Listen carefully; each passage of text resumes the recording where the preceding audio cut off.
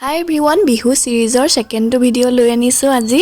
bihu বুলি সকলোৱেটো লাৰু পিঠা বনায় হেকাৰণে মই আজি লৈ আনিলো তিলৰ লাৰু ৰেচিপি এটা একেবাৰে সহজ পদ্ধতিৰে বনাব পৰাকৈ তাৰ কাৰণে মই লৈছো কোলা তিলখিনি ধুই ধুনিয়াকে সাফা কৰি ৰ'দত শুকুৱাই ললো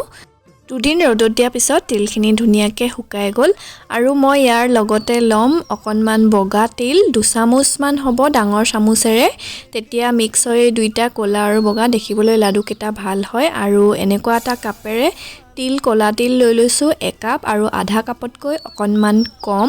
আৰু বগা তিল কেটাও লৈ লৈছো এতিয়া গেছৰ ফ্লেমটো লোত ৰাখি তিলখিনি ভালকে ভাজি লম তিলখিনি বেছিকৈ ভাজি নিদিব নহলে খাবলৈ তিতা তিতা হ'ব আৰু যেতিয়া তিলখিনি ভাজি ফুটিবলৈ আৰম্ভ কৰিব আৰু এটা ধুনিয়া গোন্ধ ওলাব তেতিয়া গম পাব হৈ গৈছে এনে ধৰণে মুহাৰি চাব যেতিয়া হাতেৰে মুহাৰিলে ভাং খাই যোৱা নিচিনা হ'ব তেতিয়া গম পাব তিলখিনি হৈ গৈছে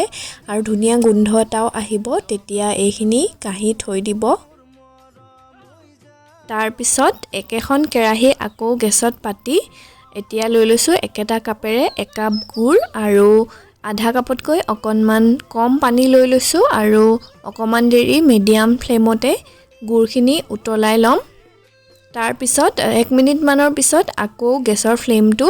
লো কৰি থৈ দিম আৰু এইখিনি গুড়খিনি পগাই লম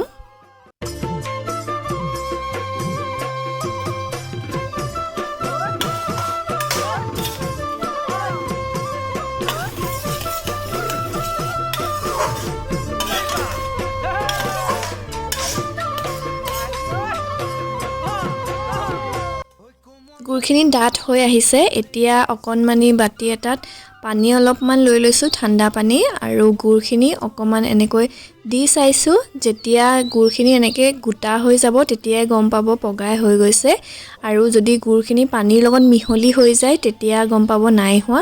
এতিয়া একেবাৰে গেছৰ ফ্লেমটো লো কৰি ইয়াত তিলখিনি অলপকৈ দি যাম একেবাৰতে দি নিদিব নহলে মিক্স নহয় ভালকৈ অলপকৈ দিলে মিক্স কৰিবলৈ ভাল হয় ধুনিয়াকৈ মিক্স কৰিব পাৰি এতিয়া গুটিখিনি তিল দি ভালকৈ মিক্স কৰি লম গুড় আৰু তিলখিনি আৰু এইখিনি সময়তে গেছৰ ফ্লেমটো বন্ধ কৰি দিলো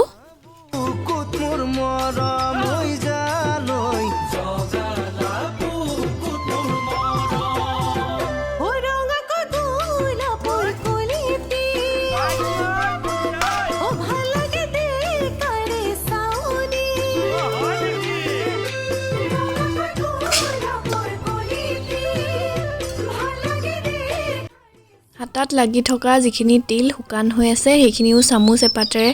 এৰুৱাই লৈছো তেতিয়া নহলে পিছত হাতাখনত লাগি ধৰি টান হৈ যাব সেইকাৰণে এৰুৱাই লৈ আকৌ মিক্স কৰি লৈছো তাৰ পিছত প্লেট এখনত উলিয়াই লম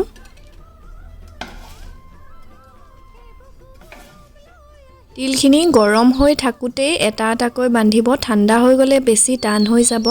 বাটি এটাত অলপমান পানী লৈ লৈছো ঠাণ্ডা পানী আৰু এখন সফা কাপোৰ লৈ লৈছো হাতখন অকমান ধুই ভালদৰে কাপোৰখনত মুছি লৈ লাডু কেটা বান্ধিব পাৰিব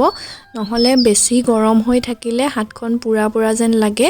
এতিয়া লাডু কেটা এটাকৈ বনাই যাম সাইজটো লাডুটো কিমানটো কৰে হেতু নিজৰ ইচ্ছামতে কৰি লব মই ইমানটো সাইজতে বনাইছো আৰু বগা তিল কেটা যে দিছো হেতু একেবাৰে অপচনেল হয় মই দেখিবলৈ ভাল লাগে কাৰণেহে দিছো যদিহে নাথাকে তেতিয়া অকল কোলা তিলেৰে বনালেই হল আৰু এটা লাডু মই বনাই দেখুৱাইছো গুটেখিনি লাডু এনে ধৰণে বনাই যাম আৰু একেবাৰে সহজ পদ্ধতি দেখুৱালো আজি আপোনালোকৰ আগত যোনে আগতে বনোৱা নাই বা প্ৰথমবাৰ বনাব তেওঁলোকৰ বাবে সুবিধা হ'ব আৰু আজিৰ ভিডিওটো চাই কেনেকুৱা পালে কমেন্ট কৰি জনাব আজিলৈ আহিছো বাই বাই